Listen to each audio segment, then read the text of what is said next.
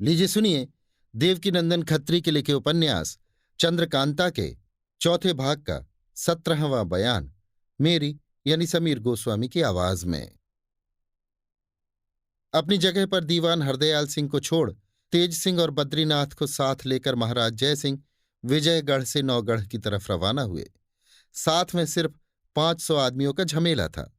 एक दिन रास्ते में लगा, दूसरे दिन नौगढ़ के करीब पहुंचकर डेरा डाला। राजा सुरेंद्र सिंह को महाराज जयसिंह के पहुंचने की खबर मिली। उसी वक्त अपने मुसाहबों और सरदारों को साथ ले इस्तकबाल के लिए गए और अपने साथ शहर में ले आए। महाराज जयसिंह के लिए पहले से ही मकान सजा रखा था। उसी में उनका डेरा डलवाया और जियाफत के लिए कहा, मगर महाराज जयसिंह ने जियाफत से इनकार किया और कहा कि कई वजहों से मैं आपकी जियाफत मंजूर नहीं कर सकता। आप मेहरबानी करके इसके लिए जिद न करें, बल्कि इसका सबब भी न पूछें कि जियाफत से क्यों इनकार करता हूं। राजा सुरेंद्र सिंह इसका सबब समझ गए और जी में बहुत खुश हुए। रात के वक्त कुंवर बीरेंद्र सिंह और बाकी के अय्यार लोग भी महाराज जयसिंह से मिले।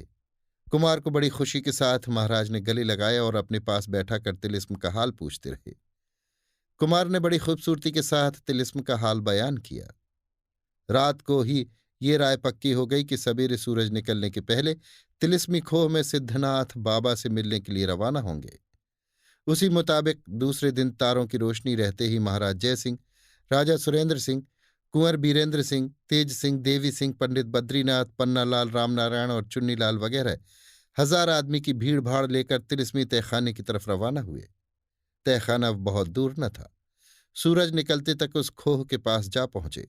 कुंवर बीरेंद्र सिंह ने महाराज जयसिंह और राजा सुरेंद्र सिंह से हाथ जोड़कर अर्ज किया, जिस वक्त सिद्धनाथ योगी ने मुझे आप लोगों को लाने के लिए भेजा था, उस वक्त ये भी कह दिया था कि जब वे लोग इस खोह के पास पहुंच जाएं, तब अगर हुक्म दें तो तुम उन लोगों को छोड़कर पहले अकेले आकर हमसे मिल जाना।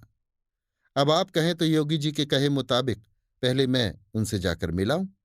महाराज जयसिंह और राजा सुरेंद्र सिंह ने कहा, योगी जी की बात जरूर माननी चाहिए। तुम जाओ, उनसे मिलकर आओ। तब तक हमारा डेरा भी इसी जंगल में पड़ता है। कुंवर बीरेंद्र सिंह अकेले सिर्फ तेज सिंह को साथ लेकर खोह में गए।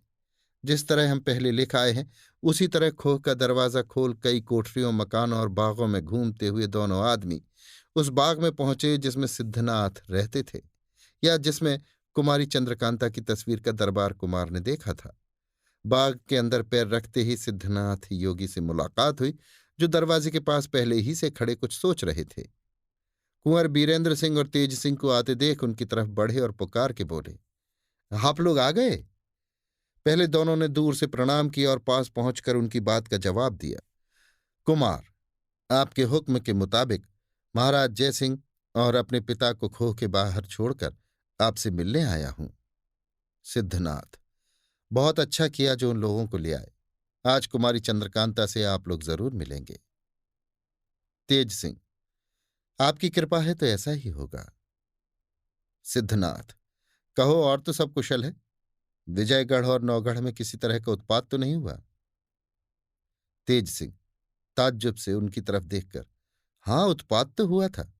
कोई जालिम खां नामी दोनों राजाओं का दुश्मन पैदा हुआ था।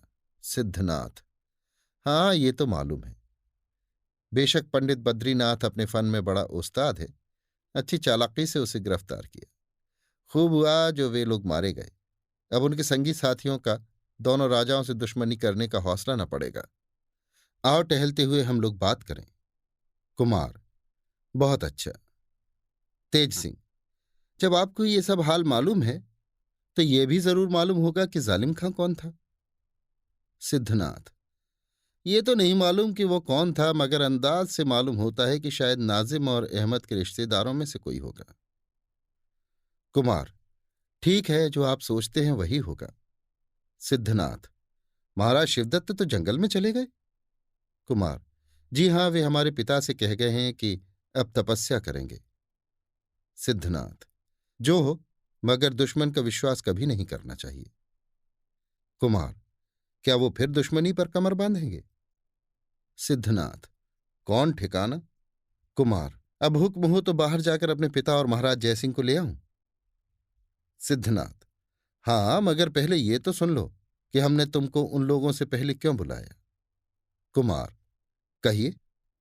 सिद्धनाथ, कायदे की बात है कि जिस चीज को जी बहुत चाहता है, अगर वो खो गई हो और बहुत मेहनत करने या बहुत हैरान होने पर यकायक ताज्जुब के साथ मिल जाए, तो उसका चाहने वाला उस पर इस तरह टूटता है जैसे अपने शिकार पर भूखा बाज। ये हम जानते हैं कि चंद्रकांता और तुम में बहुत ज्यादा मोहब्बत है। अगर एकाएक दोनों राजाओं के सामने तुम उसे देखोगे या वो तुम्हें देखेगी, तो ताज्जुब नहीं कि उन लोगों के सामने तुमसे या कुमारी चंद्रकांता से किसी तरह की बेअदबी हो जाए, या जोश में आकर तुम उसके पास ही जा खड़े हो, तो भी मुनासिब ना होगा। इसलिए मेरी राय है कि उन लोगों के पहले ही तुम कुमारी से मुलाकात कर लो। आओ, हमारे साथ चले आओ। आहा, इस वक्त तो कुमार के दिल की भई। मुद्दत के बाद सिद्धनाथ बाबा की कृपा से आज उस कुमारी चंद्रकांता से मुलाकात होगी जिसके वास्ते दिन रात परेशान थे। राजपाट जिसकी एक मुलाकात पर न्यौछावर कर दिया था, जान तक से हाथ धो बैठे थे, आज एकाएक उससे मुलाकात होगी, सो भी ऐसे वक्त पर जब किसी तरह का खटका नहीं, किसी तरह का रंज या अफसोस नहीं, कोई दुश्मन बाकी नहीं। ऐसे वक्त में कुमार की खुशी का क्या कहना। कलेजा उछलने लगा। मारे खुशी के सिद्धनाथ योगी की बात का जवाब तक न दे सके और उनके पीछे पीछे रवाना हो गए। थोड़ी दूर कमरे की तरफ गए होंगे कि एक लौंडी फूल तोड़ती हुई नजर पड़ी, जिसे बुलाकर सिद्धनाथ ने कहा, तो अभी कुमारी चंद्रकांता के पास जाओ और कह कि कुंवर बीरेंद्र सिंह तुमसे मुलाकात करने आ रहे हैं। तुम अपनी सखियों के साथ अपने कमरे में जाकर बैठो।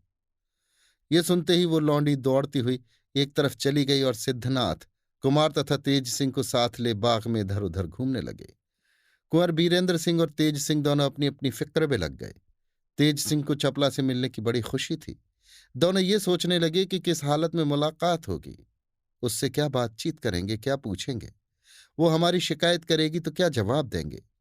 इसी सोच में दोनों ऐसे लीन हो गए कि फिर सिद्धनाथ योगी से बात न की। चुपचाप बहुत देर तक योगी जी के पीछे पीछे घूमते रह गए। घूम फिरकर इन दोनों को साथ लिए हुए सिद्धनाथ योगी उस कमरे के पास पहुंचे जिसमें कुमारी चंद्रकांता की तस्वीर का दरबार देखा था। वहां पर सिद्धनाथ ने कुमार की तरफ देखकर कहा, जाओ, इस कमरे में कुमारी चंद्रकांता और उसकी सखियों से मुलाकात करो, मैं तब तक दूसरा काम करता हूं।